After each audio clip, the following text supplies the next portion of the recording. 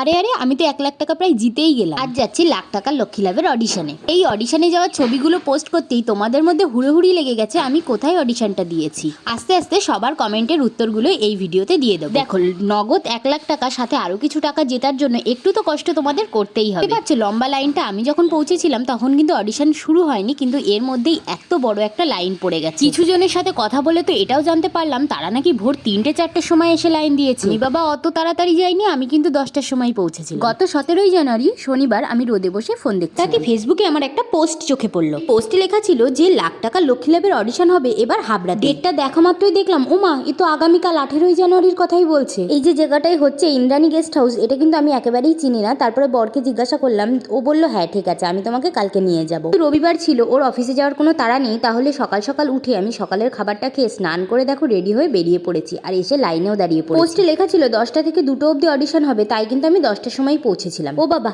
এখানে এসে দেখি আমি প্রায় 500 লোকের পিছনে। শুধু আমাদের হাবড়াবাসী নয়, বসিরহাট বনগা থেকেও অনেকে এসেছিল। কিন্তু দেখো দাঁড়িয়ে দাঁড়িয়ে আমি কেমন বোর হয়ে যাচ্ছিলাম, অনেকটা কষ্ট হচ্ছিল, কারণ ওই দিন কিন্তু খুব চড়া রোদ উঠেছিল। পিছনের বউগুলোর কিন্তু ভালোই বুদ্ধি, ছাতা নিয়ে এসেছে, আমি একটা ছাতা নিয়ে আসলেই ভালো হতো। দেখতে দেখতে কিছু সময়ের মধ্যেই আমার পিছনেও প্রায় 100 লোক দাঁড়িয়ে গেছে। সেই দিন আমি ম্যাচিং করে পিঙ্ক পিঙ্ক সবকিছু পরে গেছিলাম। 2 ঘন্টা লাইন দেওয়ার পরে না অনেক বেশি খিদে পেয়ে গেছিল। তারপরে দেখো পাশে একটা ঘুগনির দোকান থেকে আমি একটু ঘুগনি কিনে নিলাম। যখন প্রায় 1টা বাজে তখন কিন্তু আমি এই যে টিকিটটা পেয়ে গেছি। আমার ছিল কিন্তু 490 নাম্বার টিকিট। তার মানে বুঝতে পারছো 489 জন কিন্তু আমার আগেই আছে। এই যে টোকেনটা নেওয়ার পরে এখান থেকে একটা করে ফর্ম দিয়ে দিল আমাদের। এবার এই ফর্মটা নিয়ে আমাদের লাইন দিতে হবে আবারও। দেখো ভেতরে কিন্তু ঢুকিয়ে এরকম একটা হল রুম পড়েছে, আর এরকম হল রুমে এরকম চেয়ার সাজানো, সবাই কিন্তু এই চেয়ারে বসেই লাইন দিচ্ছে এবং ফর্ম ফিল আপ করছে। এখানে কিন্তু কোনো ছেলে কিংবা কোনো বাচ্চা অ্যালাউ ছিল না। যারা কিন্তু সাথে করে বাচ্চাদের নিয়ে এসেছিল তারা কি করেছে আমি জানি না। ফর্মটা কিন্তু সম্পূর্ণ বাংলায় লেখা ছিল। দেখো আমি ফর্মটা ফিল আপ করে নিলাম, তারপরে এবার লাইন দিতে হবে। শুধুমাত্র সাথে করে আমাদের একটা ছবি আনতে বলা হয়েছিল। লাইনটা